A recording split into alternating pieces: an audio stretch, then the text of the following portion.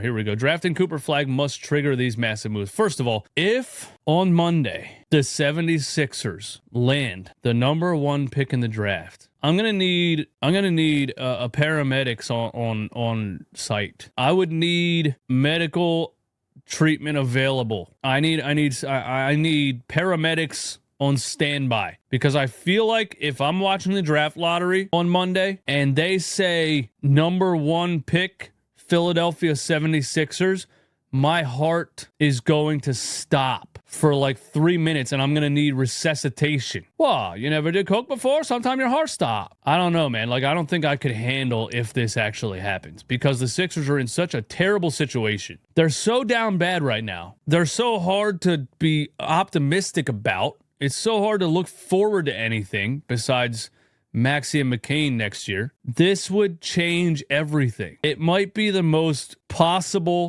monumental possibility I've seen. What's the word I'm looking for? For like, if something happens this way, it could change the next 10 years for the better. And if something happens the other way, like drastic possibility. I don't know what the word is I'm looking for. But anyway, here's Jacob's article, man. Since October, various jersey swaps of Cooper Flagg uniform have been rampant across social media as Philadelphia continues to tank. The excitement of the possibility grows. Needless to say, acquiring Flagg would be an absolute dream for the 76ers, but once the hype wears off, their front office will have a lot of interesting choices to make heading into the offseason that could determine their ceiling next year. Yeah, I mean, I don't know, dude. Like, without even reading the rest of this, and I'm going to read the rest of it, but if the 76ers would land Cooper Flagg, then, like, I'm not going to say the rest of the offseason is crucial or anything like that. Landing Cooper Flagg would alleviate you from this we have to win now pressure that they are under. If you land Cooper Flagg in the draft, here's what you do. You fire Nick Nurse, you fire Daryl Morey, you get rid of Joel Embiid and Paul George any way possible. And you just, now the fan base, because especially as a business, right? Because now the fan base is excited for the future and they're excited for their new team. They're excited to watch Cooper Flagg and Tyrese Maxey and Jared McCain, and they're excited to watch you go forward with this new regime. If you would land Cooper Flagg, bro, nobody wants to watch Paul George and Joel Embiid if you landed Cooper Flagg in the draft. I think, I wish they could have blown it up right when the season ended. I think if you land Cooper Flagg, there's even more reason to blow it up. Out with the old, in with the new. You know what I'm saying? I was going to say something else, and now I forget. But anyway, step 1, nail the second round. Well, Daryl Morey's been good at drafting in the second round, actually. He got a Dembona in this record. Oh, yeah, here's what I was going to say. You got to get rid of Nick Nurse, man! Because, number 1, he's the white Doc Rivers. If there is one coach or 2 coaches that you could see, like if you got Cooper Flagg with the number 1 overall pick, the only 2 coaches in the world that would like make him earn playing time for the first 20 games of the season are Doc Rivers and Nick Nurse, dude. I swear to God, he would start the season with Cooper Flagg on the bench and he would have to earn rotation minutes and the whole arena would be screaming and booing and the post-game live shows would be like, what the hell is this coach doing?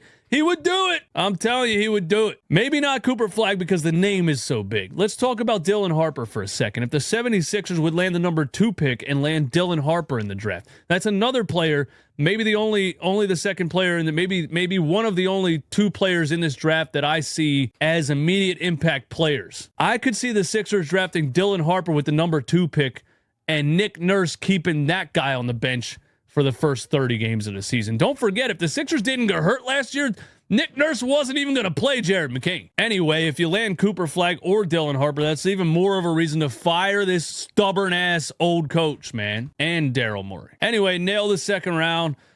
Step 2, re-sign Quentin Grimes. I go back and forth on Quentin Grimes, man, because don't get me wrong, I think he's a great combo guard, and the fact that he, even if it was on a bad team, even if it was shooting a lot of shots on a bad team, the fact that he has the ability to put up 40 plus in an NBA game is awesome, right? Because you could say, oh, he was just shooting a lot of shots on a bad team. Oh yeah, then why don't other players on bad teams drop 40 plus points in the NBA?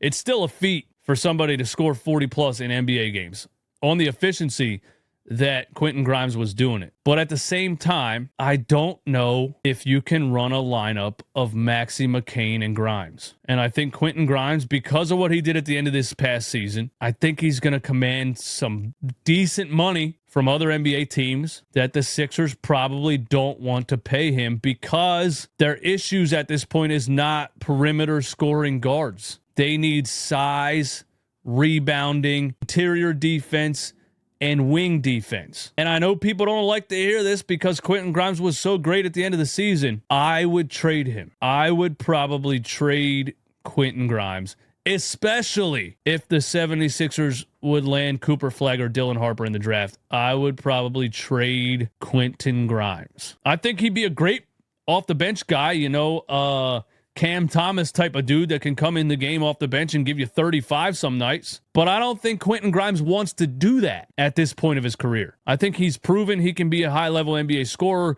and I think he wants to be a top option on an NBA offense, and I don't think it makes a whole lot of sense on the Sixers, especially if Joel Embiid and Paul George are healthy this upcoming season. That might be a crazy take, but I'm being honest. McCain and Grimes trade Maxey. That's a little preemptive, isn't it? Hasn't Maxey proven his worth over, 20 tank games from Quentin Grimes? You get Maxey, putting the team on his back in a playoff series and single-handedly winning a playoff game against the New York Knicks on a 47-point performance where he hit a damn and 1-3 to tie it or to put him within 3, and then a half-court shot to tie the game, and then carried the team in overtime in the playoffs. A guy puts up numbers the last 20 games of a tanking season, and you're going to keep him and trade the other guy? That's a little presumptuous. Is that the right word?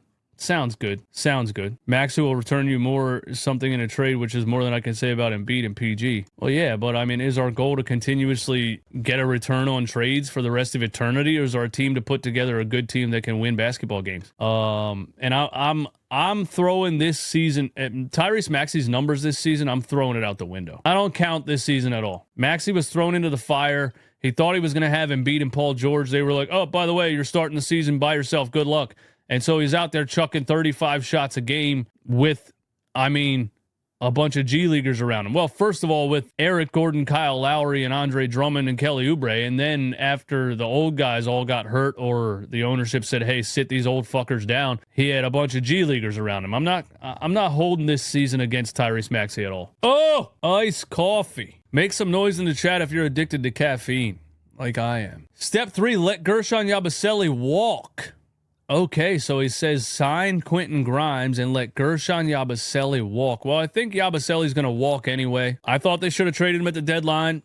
I said that. Everyone said, why would you trade one of your best players? I said, because they're not winning anything this year anyway, and he's going to get overpaid in the offseason, so you might as well trade him at the deadline. But there's me being a good GM in my attic in Hershey, Pennsylvania, and the actual GM being an idiot. Anyway, I think Yabusele walks anyway because he's going to get paid, and I don't think the Sixers can afford what he's about to get. If the 76ers can capture the flag, add an intriguing prospect with their second-round pick, re-sign Grimes, and fill the rest of the roster out with cheap veteran players below the age of 30 years old.